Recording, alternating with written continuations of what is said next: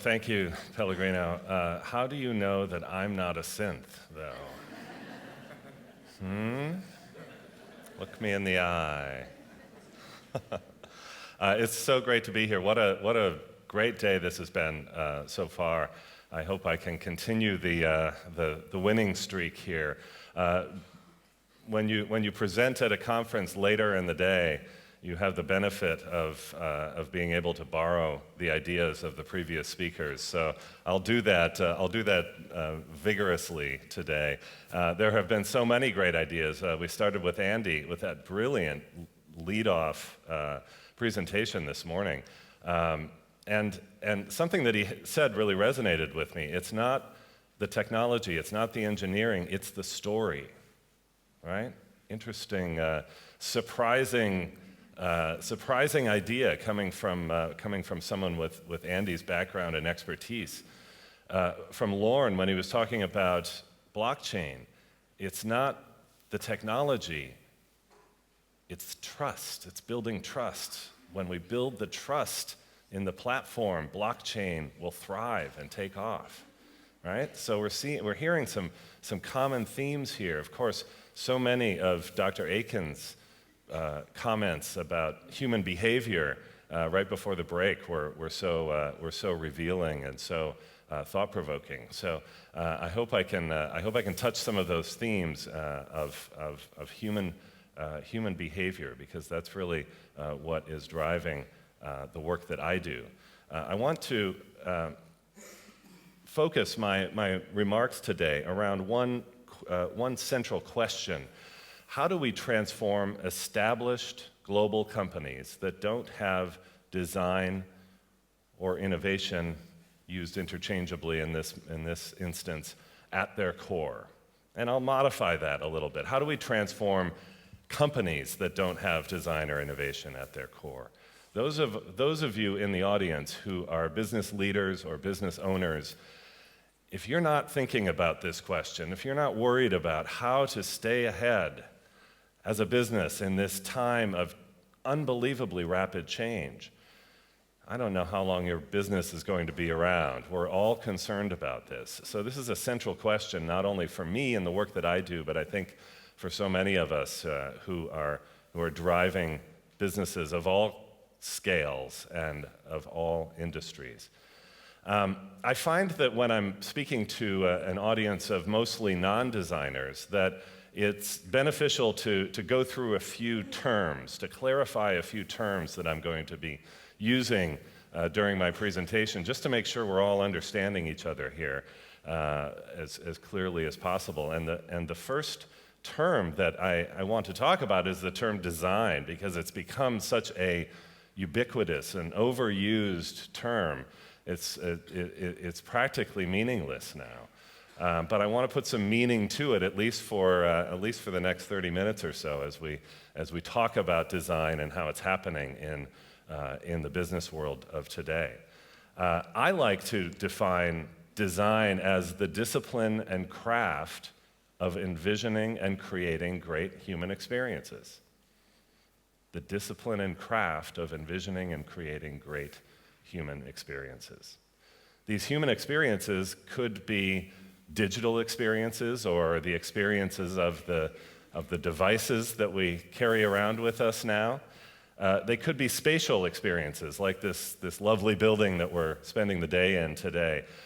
They could be the experience of the clothes that we're wearing.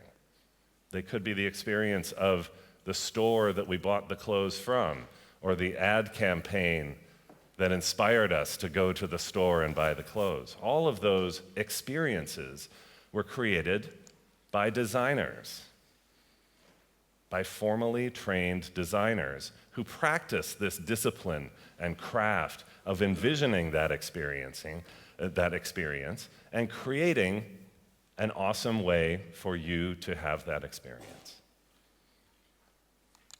Those of us who have been in the design profession for many years have been realizing that in addition to that particular experience that we create as designers, that there is something about the way we work that is unique. and that could be beneficial to the businesses that we're working for. The way that we work as designers, the way that we approach problems and solve problems is unique. And we believe that with the right investment, that unique benefit could actually be a business driver, could actually be a strategic differentiator. So this notion of teaching businesses how to think like designers has become a very interesting idea. And that brings up the second term that I'd like to clarify for us, the term of design thinking like designers. And we'll define that as the collaborative and inclusive way for cross-disciplinary teams to address complex problems with a human focus. And that key term here is cross-disciplinary. So design, as I defined it previously, practiced by trained designers. Design thinking is practiced by experts of all different sorts, coming together in a collaborative and inclusive way around a complex problem. And the activities of design thinking, the methods of design thinking, become the way that they together solve that problem. Again, with a human focus, tying back to the themes that we've heard all day today, that human aspect of the technology that we're all working with. So design thinking is, yes, of course, practiced by designers, but also in collaboration with their partners, their project stakeholders, their clients, and the people who are using the experiences, having the experiences that they are designing for. This act of design thinking often looks like this. It's a very low fidelity, very iterative process. It's very approachable and very inclusive. It's very analog, hands-on. There's lots of hand-drawn visual sketches and notes, lots of artifacts that come out of design thinking, like this empathy map, designed to inspire empathy with the person we're designing for. These storyboards on the right here, designed to quickly envision what that experience could be. Low-fidelity prototypes that take minutes to create, and then they give that cross-disciplinary team the opportunity to go out and test their idea very quickly, in a matter of minutes, as opposed to a matter of weeks or even months or years that it had taken previously. This is actually a very revealing photograph of a team working in our studio in Austin, Texas, in the US, where I'm based. This is one of those cross-disciplinary teams of designers, engineers, product owners. You can see the artifacts of their work behind them there, and they've created this low-fidelity prototype that they've put in front of a user, somebody who might be using the idea that they are creating, the experience that they are creating. And right now, they're doing a quick user test. And you can see the people writing the notes of the insights they're deriving from this quick, iterative prototype and test. They'll then go back and they'll revise their ideas based on what they've learned from this quick test. And that whole cycle takes a matter of minutes. And so we're able to test our ideas incredibly quickly and incredibly inexpensively. So it becomes, all of these things are very important in an environment, a business environment, and especially in the technology industry, an environment where everything is moving at such a ridiculously fast pace.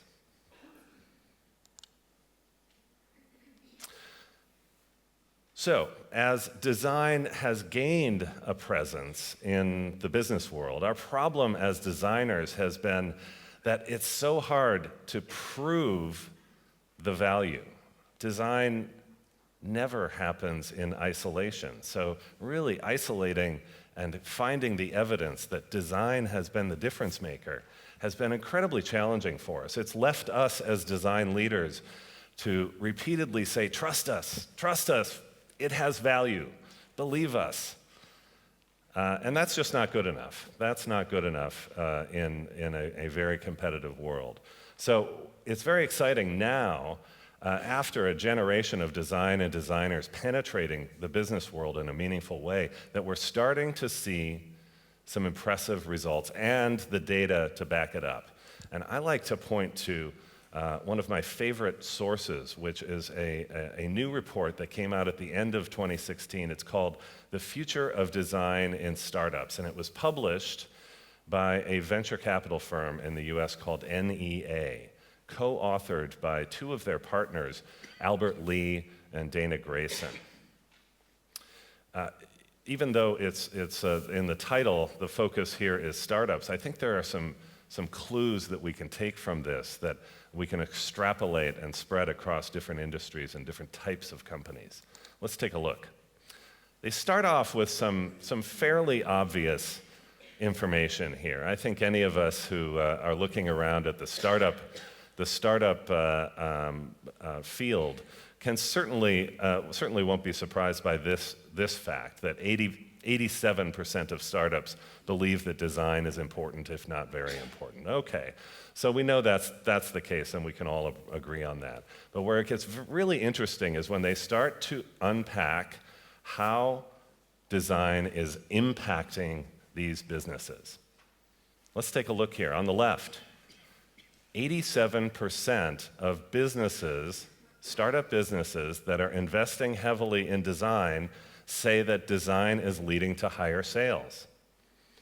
60% on the right, design is leading to higher consumer engagement. So the customers are more connected to the product or service or experience that's being delivered. That's starting to get very impressive. On the left here, higher customer retention. So these customers are staying with that experience longer by 83%. Again, really interesting data here that's supporting the value of investing in design and designers. This fact on the lower right here is the one that makes me stand up and cheer, because this is an exciting piece of data.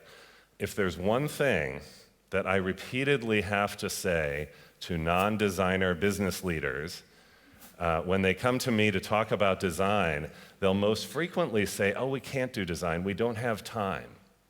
Design takes too long. We don't have time to do that, so we can't invest in it. But what we're seeing here in the Future of Design and Startups report is design is leading to faster product cycles.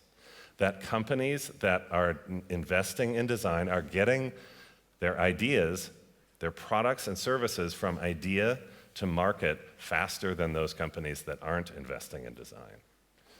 That is a deal maker, right? That is an important thing. If you are leading a company or a business, if you are responsible for putting a product or service out into the market, this is an important piece of data for you. If you're interested in more of this type of a discussion, I recently interviewed Albert Lee, one of the co-authors of the Future of Design and Startups report on Design Observer, designobserver.com. There's a whole interview between the two of us there. So, why now? If we've established that, yes, design has value and increasing value to businesses, why is it important now? Well, look in your pocket, look in your handbag, and chances are you've got either an iPhone or something that's trying very hard to be an iPhone, right? We are now just over 10 years. We've just passed the 10-year anniversary of the introduction of iPhone in January 2007.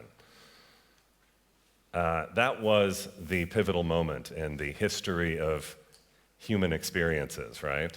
Of user experiences. Everything, as we look back on the history of user experience, will be measured either as before iPhone or after iPhone. It was truly a pivotal moment. Since then, in the decade that's followed, the most successful companies of the last decade have followed the Apple template by placing the human experience at their core to build successful businesses and to disrupt stagnant markets. In this last decade, we've seen a user experience revolution in the technology we use to live our lives. And I believe that the next decade will see a design revolution, a user experience revolution in the technology we use to do our work. And that's where IBM comes in to the story. IBM is one of the most established and enduring companies in the world with a 106-year history. There's no other company like IBM. We are experts in every scientific, technical, and business domain, and we apply that expertise to change the way our clients work, indeed, to change the way the world works.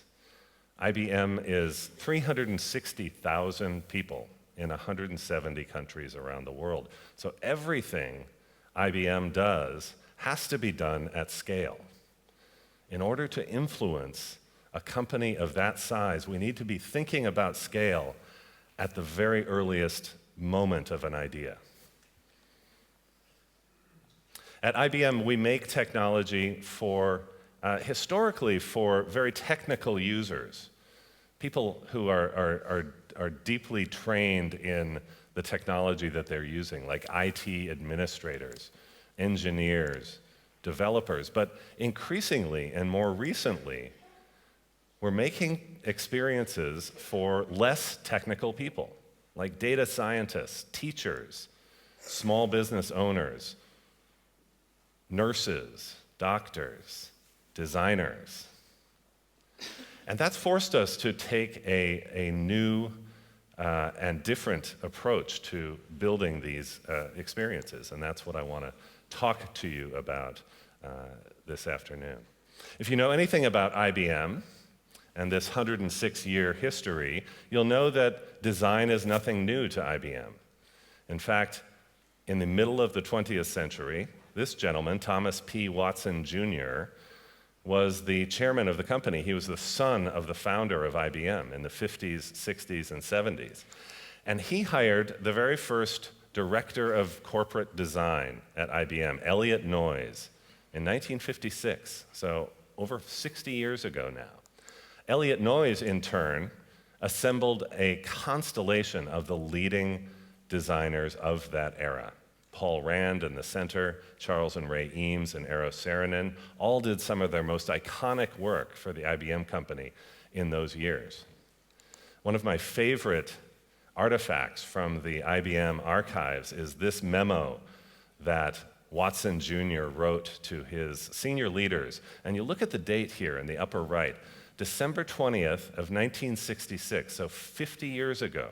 We just actually passed the 50th anniversary of this memo, and if you look at the very first sentence, good design is good business, that iconic quote attributed to Watson Jr., and this was the first evidence that we have, the earliest evidence that we have of his thinking about the connection, the value of design to the IBM business at that time. He was a true visionary. And really was way ahead of his time. The Selectric typewriter was one of the great IBM products of that era, of the 50s. If there's one characteristic that defines IBM, it is the ability to reinvent itself. And since this time, you think about going from the Selectric to the mainframe, to the PC, to the ThinkPad. Yes, somebody agrees with me. To business software, and now to the cloud and cognitive computing.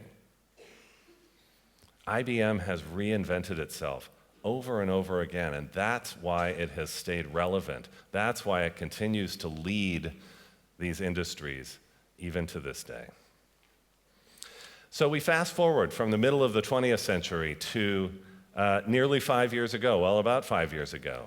And our current chairman, a woman named Ginny Rometty, another real visionary, was just taking her job as chairman and CEO at the end of 2011. And this is a quote from her opening statement as chairman and CEO at that time. She said, "There's one key to our future growth, the client experience." Again, so Ginny Rometty, the leader of IBM for the last 5 years, is talking about and believing in this very deep way in the power of experiences, right? She could have come out and say, you know what? The one key to our future growth is technology. We need to be a technological leader. But no, she said something different, like our previous speakers today. It's not about the technology, it's about the experience.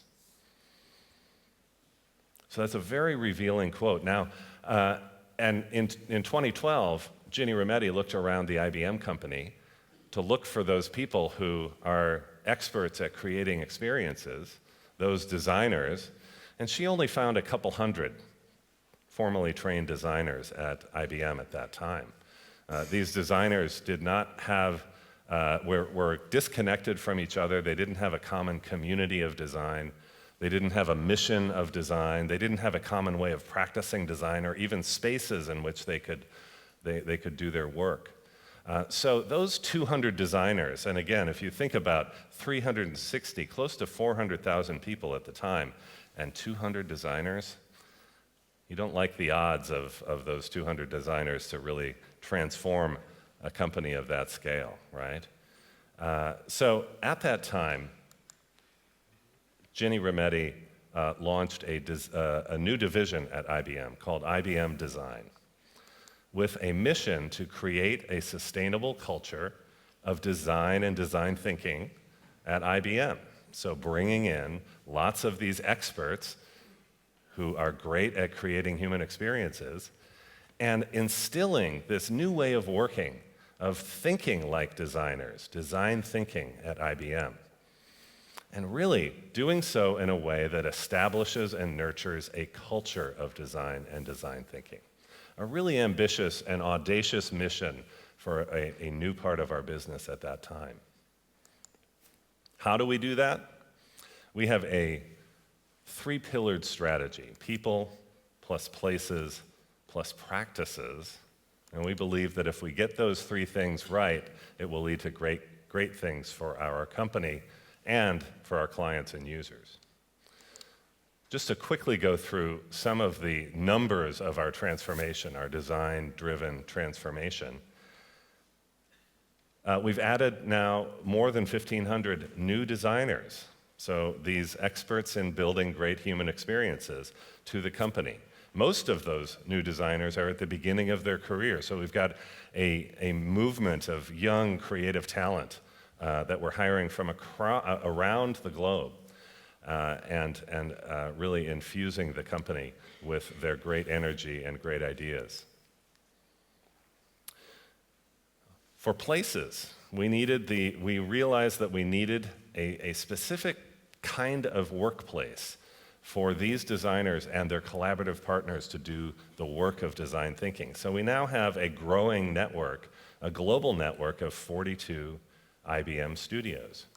And these studios are built for that cross-disciplinary collaboration. This is a shot from our Austin, Texas studio where I work. We have 400 designers based in Austin, Texas, working out of this studio. And you can see the type of work that's going on there. You don't see any designers in this picture. These are all the collaborative partners who are coming together to work with our designers on their tough problems. And practices. We have a portfolio of design practices, including our design language, our design research or user research practice guide, And the core of our design practices, which we call IBM Design Thinking. And all of our practices are published for all of you to have access to at ibm.com/design. We are proud to put our program and our ideas and our practices out in the world for all to consume. We've also got a really interesting new platform, relatively new platform of learning, training non-designers at IBM to be design thinkers. We believe that the more people who are familiar with the practices and methods of design thinking, the better. And we now have more than 65,000. Over 1/6 of the company have become certified or gotten their badge as design thinkers by participating in an online learning course. That is an important fact for us. Again, as we are transforming at scale, it's important for us to touch as many people as we can with this new way of working. But really, so what? 1,500 new designers, global network of studios, 65,000, blah, blah, blah. It just doesn't matter unless we can put all of that together, unless we can put people plus places plus practices together to make great experiences. Make great experiences for our users, for our clients, for each other in the company. Unless we can make those great experiences, then all of this transformation programming will fall flat. It just won't make a difference. I want to tell you a story now about a particular project that I think will illustrate how we are putting all of those strategic pillars together to really transform our company.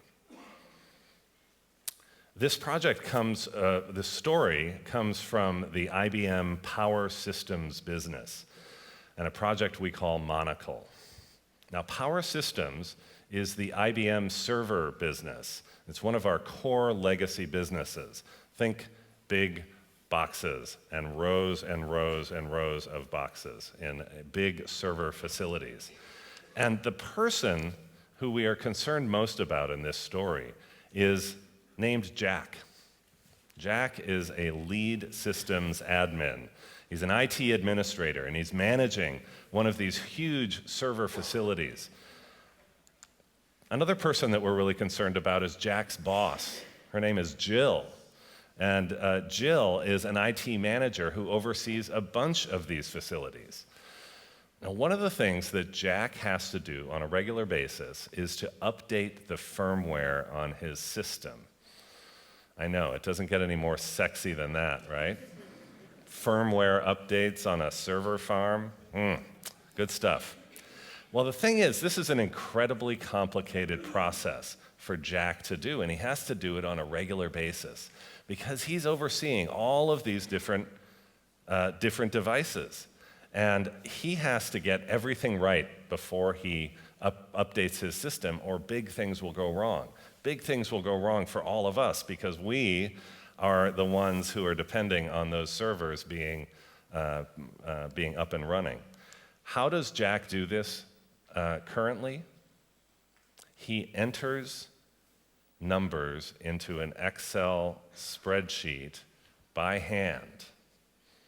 Numbers and data hand entered into this Excel spreadsheet. That's how he keeps track of his firmware update. This is an incredibly frustrating, incredibly time-consuming, and cumbersome process that has so much opportunity for human error and mistake, right?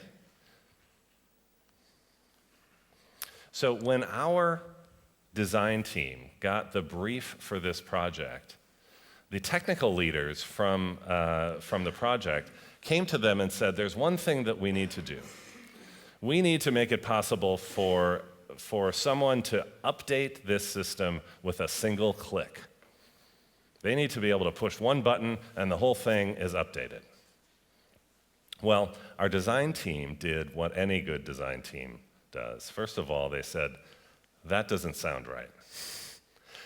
Secondly, they went out to find the Jacks and Jills, and they talked to them, and they got to know them, and they studied them. And this is what they found.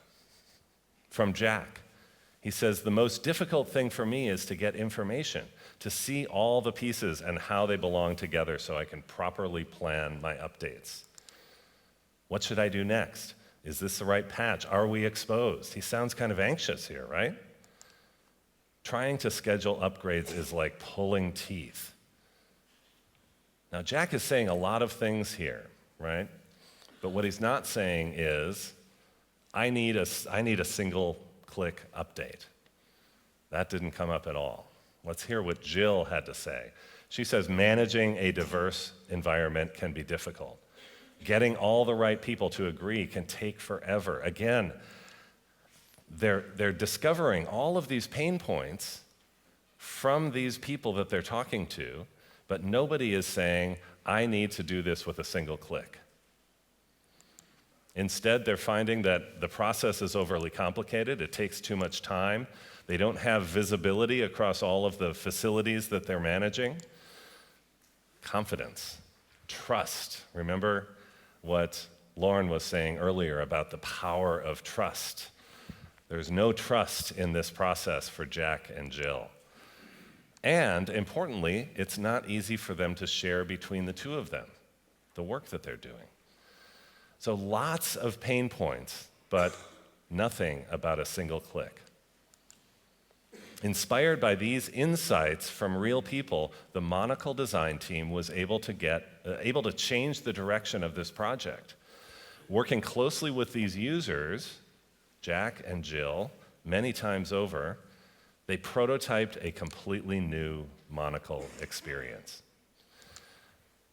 And what was the outcome of this close contact with their users throughout the design process? Well, as you can see here, an elegant, efficient, and streamlined interface and workflow that gives Jack the control to plan his updates in an orderly and methodical way. It saves him time, and it gives him the clarity and the confidence that he's been longing for. A massive improvement over the Excel spreadsheet he'd been using before.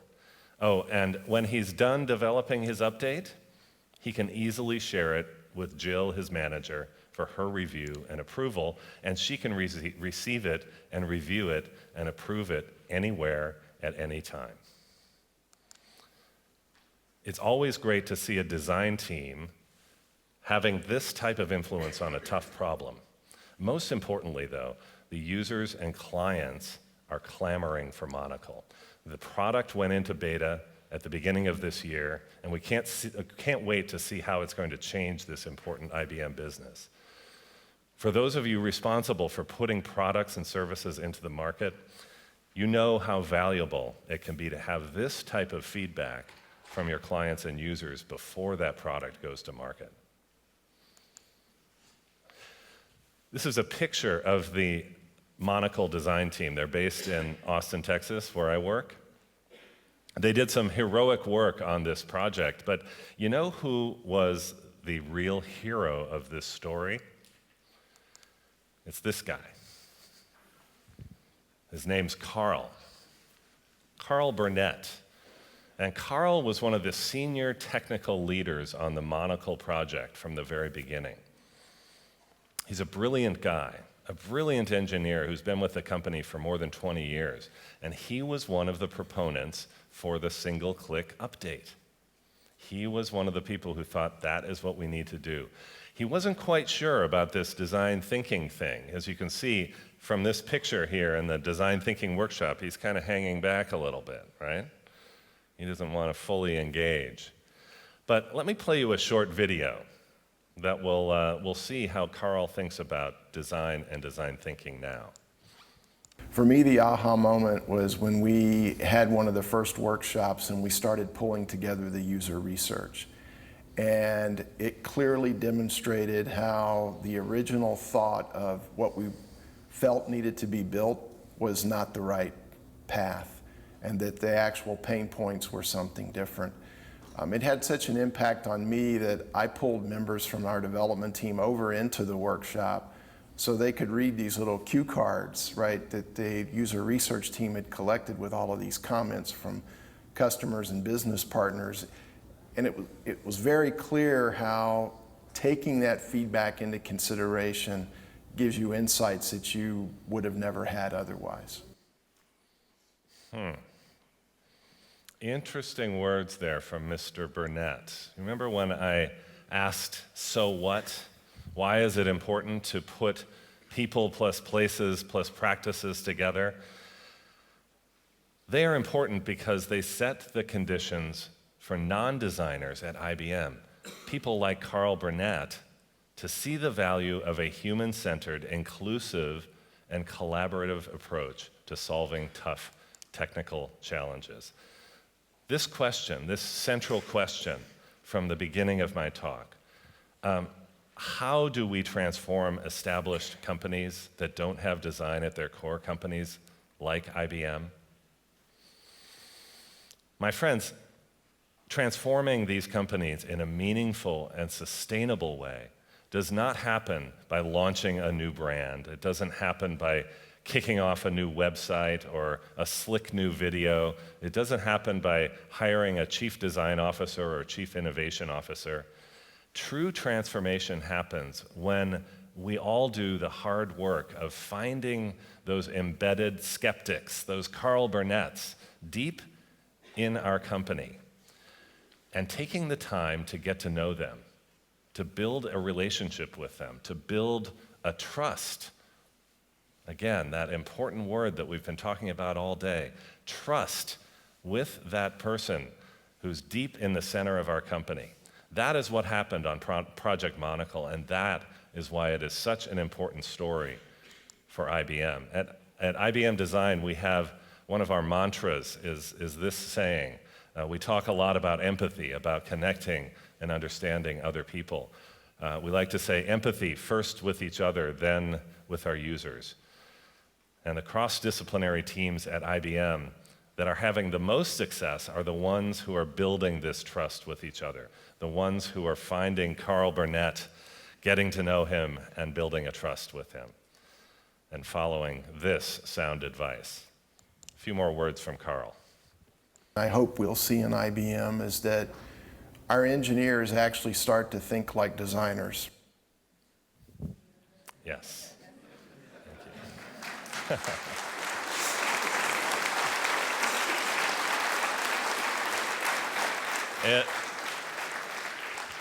It still gives me shivers to hear good old Carl talking that way. That's pretty exciting for me. So all of this is really about creating this new way of working.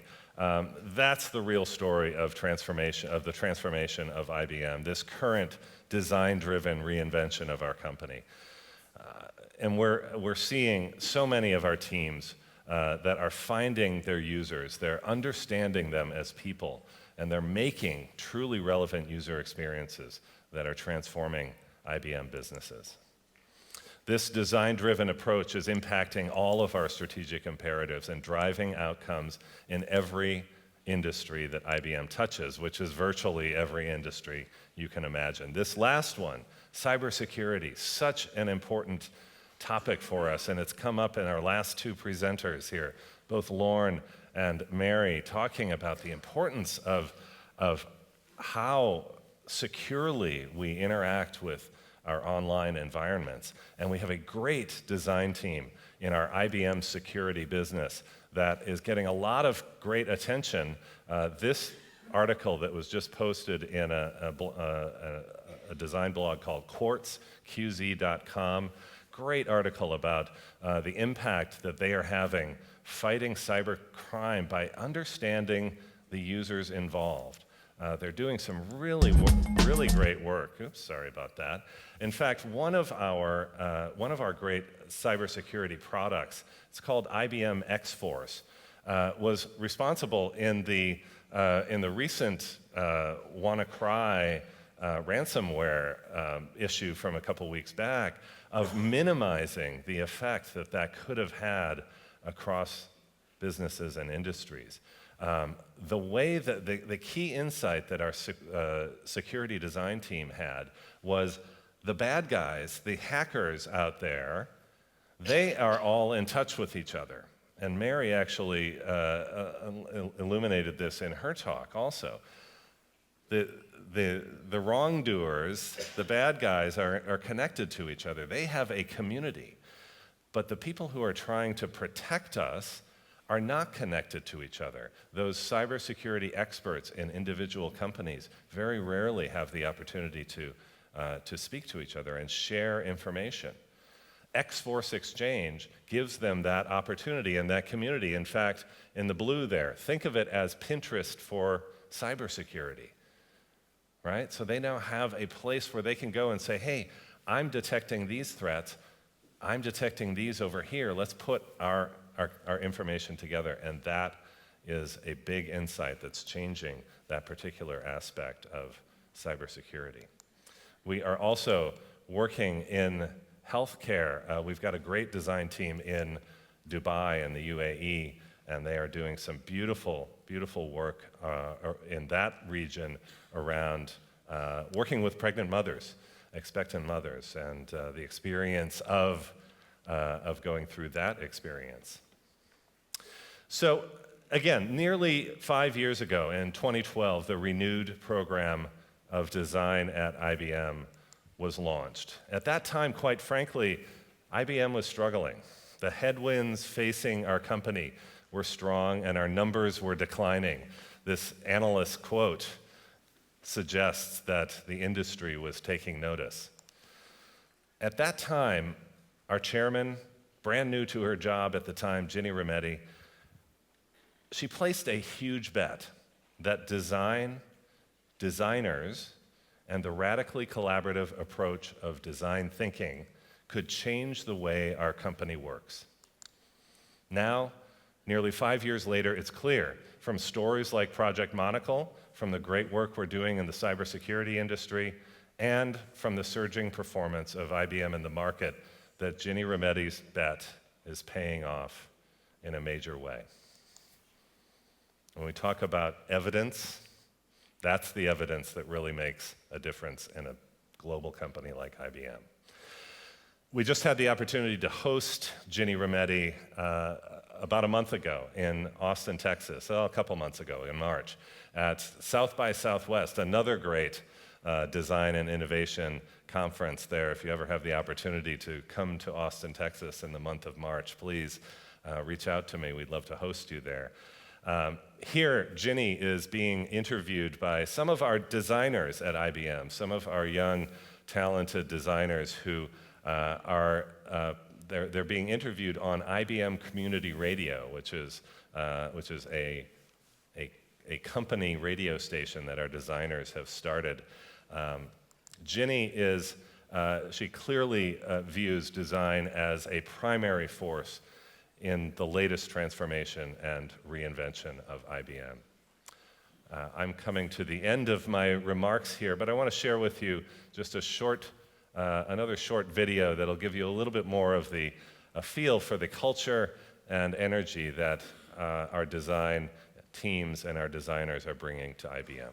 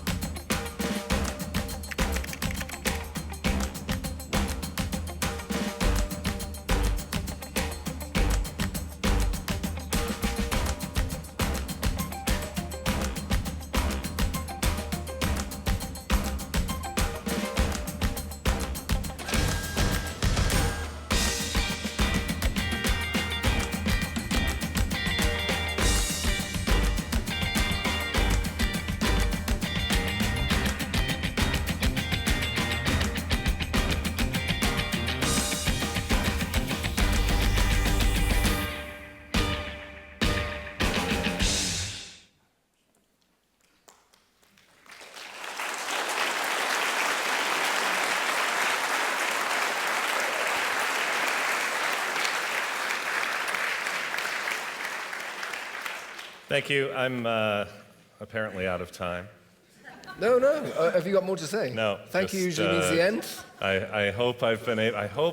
I hope I've been able to. Yeah, absolutely. To alter your preconceptions. Well, I completely about agree with you. IBM. I've lost count. I'm a communicator myself. I've lost count of the number of times I've tried to do something, following instructions, and I've said out loud, bloody engineers haven't got a clue how to communicate. Yeah. This has obviously been written by an engineer. I've said that so many times, yeah? Yes. So I was really happy when he said, engineers should think like designers. Yeah. There's nothing against engineers. And the other way around as well, right? Right. It's the cross-disciplinary Yeah. bit. It's not just that way. Empathy. It's the other way too, Yeah. right? Yeah. We've got to get to know each other. Absolutely. Questions are coming in. Brilliant. Keep sending the questions. Here's a good question. Is design equally important in all industries, would you say? Oh, that's a great question. I think it is certainly applicable across industries in different ways. Absolutely, the user, so to speak, is going to be very different in different industries. So it's impossible to take a template, one version of design, and simply lay it over a problem from industry to industry. But I would say that if there is a human being at the center of that problem, then designers can have an impact. And I can't really think now of an industry that doesn't have people at its center. A comment here more than a question, but it says IBM does not come across as a company that puts design up high on the agenda. Yeah. Yeah, no. You're not known for that, right? It's absolutely true, and that's part of the new story. Again, to get back to the idea of storytelling, that's part of the new story that we're telling about our company. And actually, if you look at I know you all don't look at this, but I look at this, the remarks of our chairman, Ginny Rometty, as she's out there talking to audiences like this, to other CEOs, to government leaders around the world, and over the course of the last 3 or 4 years, you can kind of chart the number of times that she talked about design and designers, and it has steadily risen to the point now where it's a part of her it's a part of her normal everyday remarks, and that is an indication that the story of IBM is changing, and that design and designers are at the core of it. Was she inspired by anyone in particular? She is inspired. She's been to. I've mentioned our Austin, Texas is our the home base of our design program. I said we've got 400 designers there, and she's been to visit us now maybe 5 or 6 times over the last 4 years. And you can see it in her face when she comes there. She's inspired by the talent and the passion and the energy of our designers and the work that they're doing there. She really sees in them the future of her company. Here's a nice question. Why are all the computers in your presentation Apple computers? They're great computers. They're great computers, right? Yeah. IBM's not in the business of making. Yeah, I was going to say they don't do that anymore, do you? You sold all that off, right? Yeah. They don't do that anymore. Right. So, no, it was actually early in our as we were launching our program 4 or 5 years ago. That was one of the first questions we got, especially from new designers coming in. We were trying to hire all these designers. Very first question they asked: "Are you going to make me work on a PC? Are you going to make me work on a Dell or a ThinkPad or something? Because if that's the case, I'm not coming anywhere near this place." And yeah, you look at any pictures of our company, and Macs are dominant there. Absolutely. Great question just came in. I was going to stop there, but I have to ask this question. It's from Mary, actually. How would you redesign the internet? How would you redesign the internet? Well, first I would start with the user, right, who are we, who are we designing it for? That's the first question. And Mary, you had such great remarks about who we should be thinking about first and foremost as we design the internet, as you say. Absolutely, it's the next generations, right? So, for sure.